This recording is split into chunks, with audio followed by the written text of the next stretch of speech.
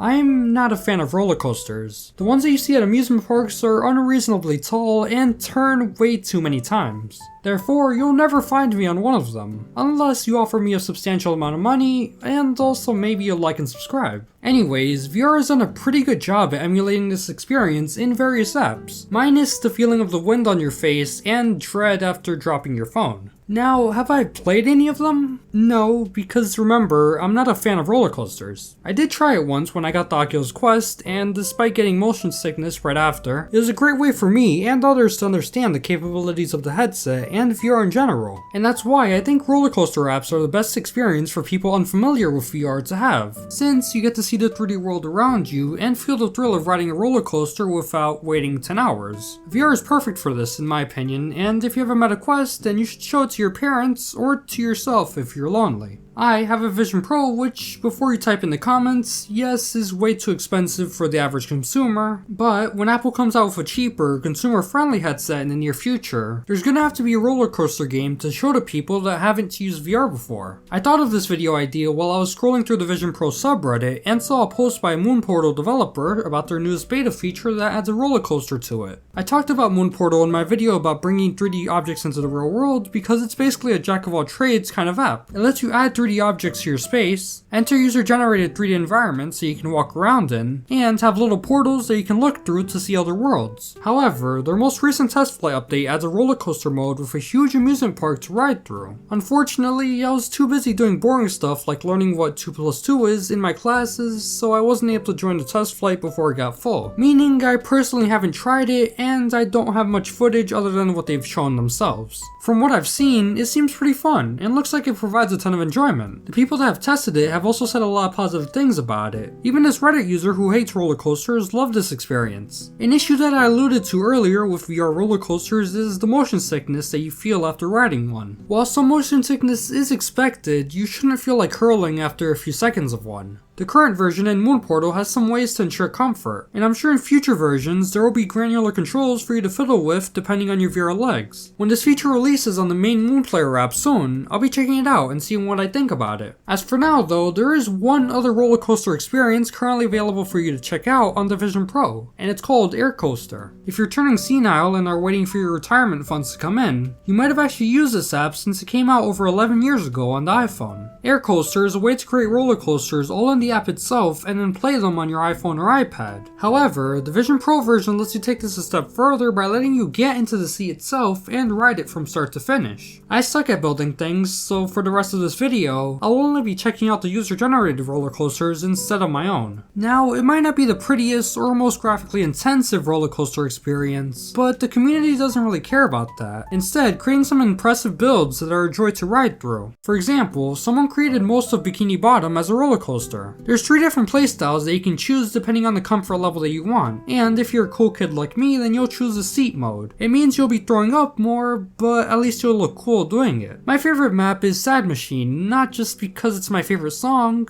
but also because it's really high quality and lots of effort was clearly put into it. My favorite feature of this app is that you can view the roller coaster in a 3D model-like view. You're able to start the ride and then place it to the side so that you can have it there while doing something else, like writing a script for a video that you may or may not be watching right now. So I'm not a fan of roller coasters, and after finishing this video and maybe checking out the Moon Portal one once or twice when that comes out, they'll collect dust in the huge library of apps currently on my headset. Why am I making an entire video on something that I know I won't care about by the time that you're watching this? Well, it's mostly just to bring awareness. Like I said before, roller coasters are a great way to bring people in, and it's kind of sad that there's only 2 experiences currently available for the headset that allow that. The Vision Pro provides so much power with its M2 chip and so much resolution with its displays, so it's up to developers to take advantage of that before cheaper Apple headsets come out. I don't really care about them, but I'm sure there's a whole load of people who do. So now's your chance. Anyways, that's all for today. Make sure to like and subscribe for more gameplay of me riding through the Krusty Krab just like this one. Thanks for watching, I hope you enjoyed, and take care.